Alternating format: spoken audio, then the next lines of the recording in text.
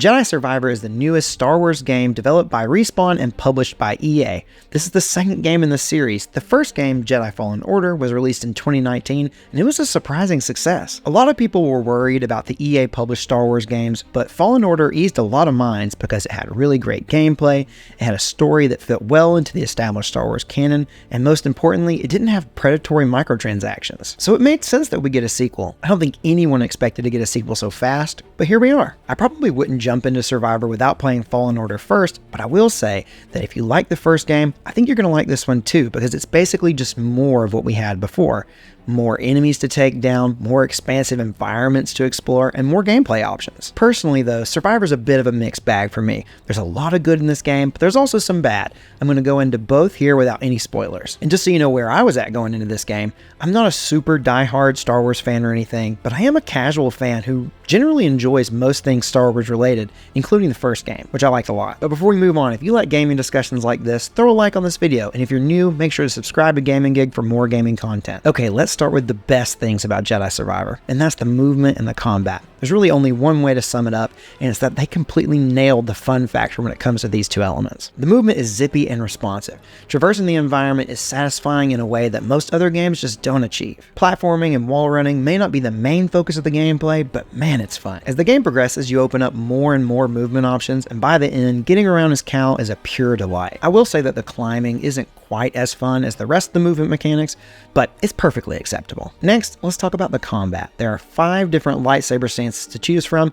and each one of them caters to a different playstyle. Experimenting with the different stances and finding the ones that really resonate with you is actually really fun, and once you settle on the couple that you really like, you can upgrade them, add new moves and abilities by working through simple but really good skill trees. I ended up settling into the double-bladed stance when handling groups of enemies, and the heavy but really powerful crossguard stance when dealing with enemies one-on-one or tackling bosses. The single, dual wield, and blaster stances were fun to try out, and I gave them a shot, but I didn't find that they really meshed with the way I wanted to play. What's really cool is that there are enough stances here that I think anybody playing the game will find something that resonates with them and that they feel like matches their playstyle. But besides having some additional stances in this game, the combat felt pretty much identical to me as it did in Fallen Order. But that's not really a bad thing because the combat is awesome, so they really didn't need to improve it. I really like that in these games you never feel like you have to be overly defensive or evasive. I personally like to be really offensive and aggressive with my combat, and I feel like these games absolutely delivered that. But it never devolved into being just a mindless hack and slash either. You definitely still have to watch your enemies and time your dodges and parries, especially with the bosses. This game really nails that perfect blend of letting you feel like a super powerful Jedi, but not just letting you breeze through the game without thinking either. Another somewhat smaller aspect of the gameplay is the occasional puzzle that you run across. Usually these puzzles are pretty easy to figure out and they don't get in the way too much, but my overall opinion on them is somewhat negative. They were fine, but I never felt like any of the puzzles were actually all that clever, which is a shame because they kind of slowed down the action in the game without much, if any, payoff, and it makes me wonder if the game would have been better off without them at all. Don't get me wrong, I love a good puzzle, but these just weren't good puzzles in my opinion. Fortunately, it's not that big of a deal because they only pop up from time to time. And yeah, they annoyed me a little, but you know, your mileage may vary. They may not annoy you at all, or they may annoy you significantly more than they even annoyed me, because the truth of the matter is, they really do break up the flow of what is otherwise an action-filled game. Alright, let's shift over to talking about presentation.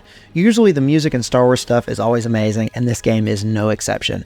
The music and sound design go a really long way in adding to the overall experience of the game. And graphically, Jedi Survivor can look really good at times. Each planet is meticulously designed and has its own unique beauty. You can tell a lot of thought went into every single detail. But as for the layout and level design of each planet, I think things could be better. Just like the last game, Survivor implements some Metroidvania-like aspects to the level design. There are areas of each planet that are unavailable to explore until you gather new abilities, then they open up. Fast travel between meditation points has been added, and I know a lot of people are really excited about that, and it definitely cuts down on a lot of the backtracking that you had to do in the first game. And look, I'm super impressed that anyone can even conceptualize and design a Metroidvania-style map at all, whether it be 2D or 3D. These things are super complex. So because of that, there are going to be some times in Survivor when you're just not going to know what direction you need to go to make it to your next destination.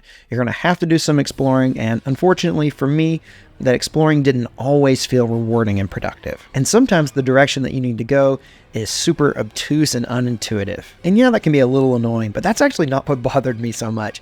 You see, the developers of this game must have known that it was going to be a little hard to get around, so they added a feature that you can toggle on in the settings that actually, when you go to your map, it puts a little icon and shows you where you need to go next to make it to your destination. So I decided, heck, I'm going to try to turn this on and see how it works. And for the first little bit, it actually worked really well. If I was ever confused on where to go, I would just look at my map and there would be a little icon showing me the next step to take. But I actually ran into a number of issues when using this feature. One thing was that a lot of the time, it just didn't work. I would go to my map, but there would be no indicator showing me where to go next. And that's definitely annoying, but it's not the worst. The worst was that this feature sometimes actively made it harder to get around instead of easier. Sometimes the waypoint that tells you where to go next just wouldn't update for me, so I'd reach the waypoint and it would just stay put, making it seem like I missed something when I really hadn't.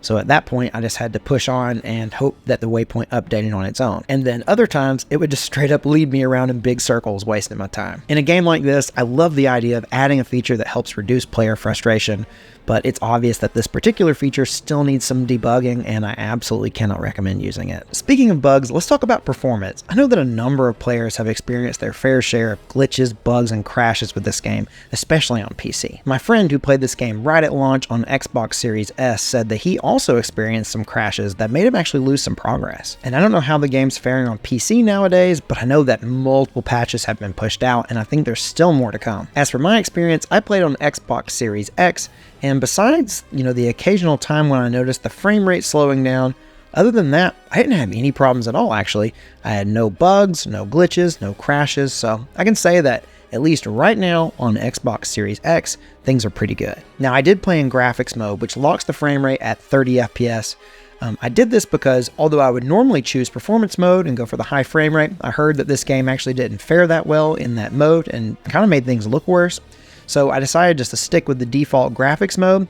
Now in hindsight, I wish I had tried out the performance mode just to see what it was like, but I will say that the frame rate did seem pretty locked at 30, but I did notice some occasional slowdown, but overall it was pretty well locked. Okay, let's move on to story and narrative. Now I'm not going to go into any spoilers, but I will be honest with you and tell you that for me personally, I just didn't really resonate with the overall story here. Now, it's really not a huge deal. The plot is more just a vessel, something that keeps you traveling from planet to planet and keeps you in constant fights with tons of enemies, so it does a really good job for that.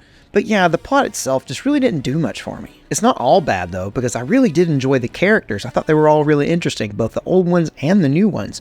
And I will say that the plot does get a lot better towards the tail end. It just takes quite a while to get to the good stuff. So the story, just like a lot of the game, it's kind of just a mixed bag. Jedi Survivor has really great gameplay, the characters are well written, and the environments are really spectacular. But I do think the level design could be better. The overall plot is just and there's still aspects of the game that are still quite buggy. I do think a lot of the bugs will probably continue to get patched out as things move on, so at least that aspect is likely to be remedied.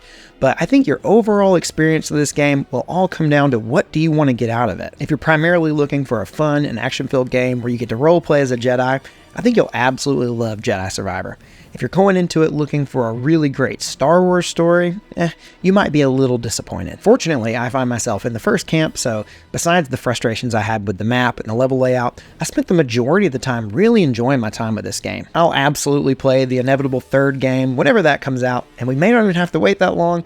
Jedi Survivor only took a few years to develop, so who knows, we may see another quick turnaround. But I want to know, have you played Jedi Survivor? And if so, what do you think about it? And if you haven't played it, are you going to play it, or is this something you're going to pass on? Let me know in the comments, and don't forget to join the Gaming Gig Discord server if you haven't already. We've got a great group of folks there who love to talk games. It's also a great way to keep track of when we go live on Twitch, when a new podcast is up, or when new content comes out here on the main Gaming Gig channel. If you'd like to join, there's an invitation link in the description of this video. I'm Randy from Gaming Gig, and I'll see you next time.